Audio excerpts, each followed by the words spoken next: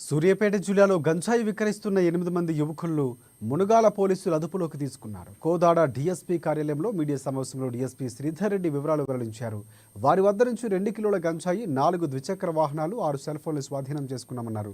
గంజాయి విక్రయిస్తున్న వారిలో ఒకరు పరారులో ఉన్నట్లు, వెంటనే అతన్ని కూడా పట్టుకుంటామని డీఎస్పీ శ్రీధర్ రెడ్డి తెలిపారు.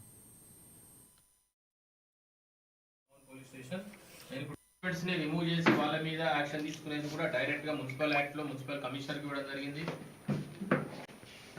చెప్పకపోతే 15 నిమిషాలు మీరు నా దగ్గర లైవ్ లో తీసుకోండి. తండ్రి శ్రీనివాస్ అనే వ్యక్తి ప్రజెంట్ పరారులో ఉన్నాడు.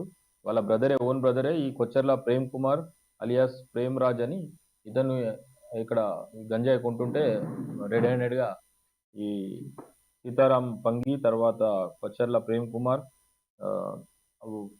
సరుకులోకి తీసుకోవడం జరిగింది.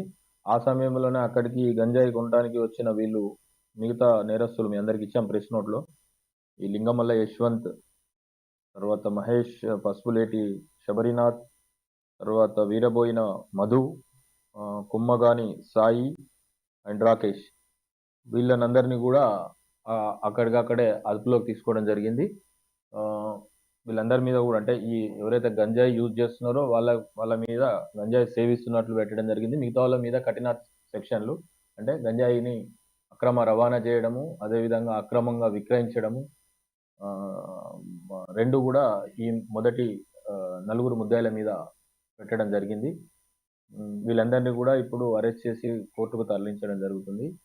ఈ సందర్భంగా మరొక మారు నేను అందరికీ తెలియజేస్తున్నా, ఇక్కడ గంజాయి అనే పదము ఎవరు ఉచ్చరించడానికి కూడా లేకుండా మేము అన్ని రకాల చర్యలు తీసుకుంటున్నాము.